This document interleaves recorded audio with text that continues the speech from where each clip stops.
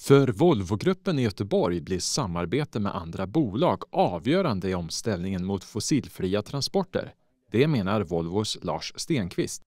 De senaste 10 åren har varit en väldigt dramatisk utveckling därför att vi har gått ifrån att vara väldigt specifikationsdrivna där vi definierade all form av teknologi till att söka mycket mer partnerskap, söka de som har samma värderingar, som är på väg åt samma håll, som vill samutveckla, som kan dela risk och dela reward. Jag är övertygad om att vi kommer att se mer av det framöver också. Jag tror också att det är ganska tydligt att saker och ting kommer att gå mycket fortare än vad vi har varit vana vid.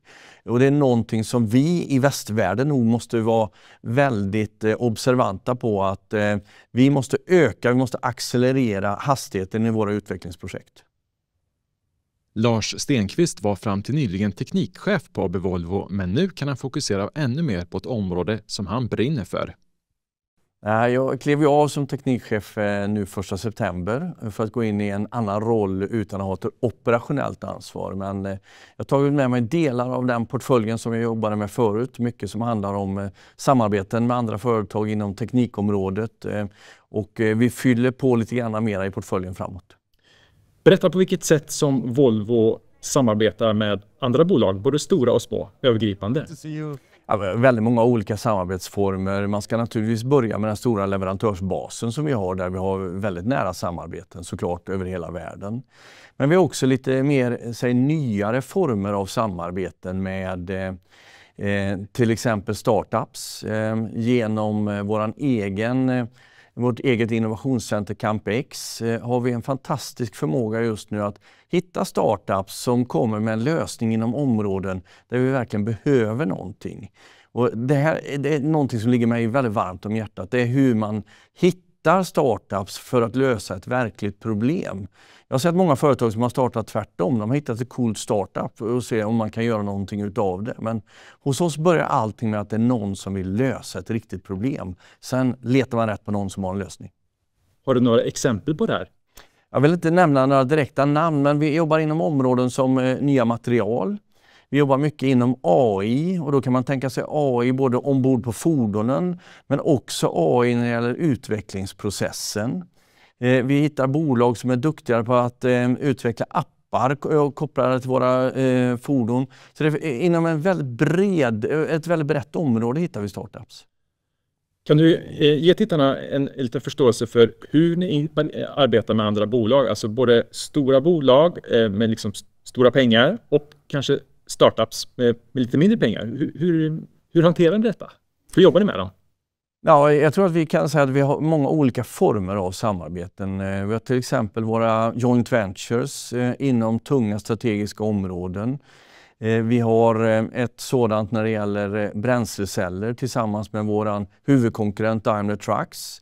Det joint venture-bolaget heter Cellcentric, där vi utvecklar då bränsleceller. Vi ska producera bränsleceller i stora volymer till oss och den andra partnern, men också då tänkt till andra kunder.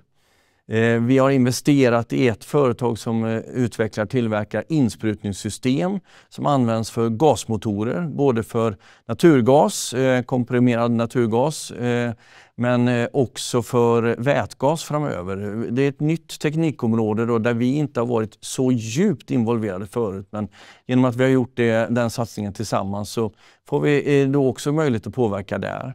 Det är ju sådana större investeringar som naturligtvis är större projekt där man verkligen måste vara noggrann med hur man förbereder sig fram till de besluten som man tar. Men även sen när man startar från dag ett, att man är väldigt väl förberedd för hur man ska driva den typen av bolag.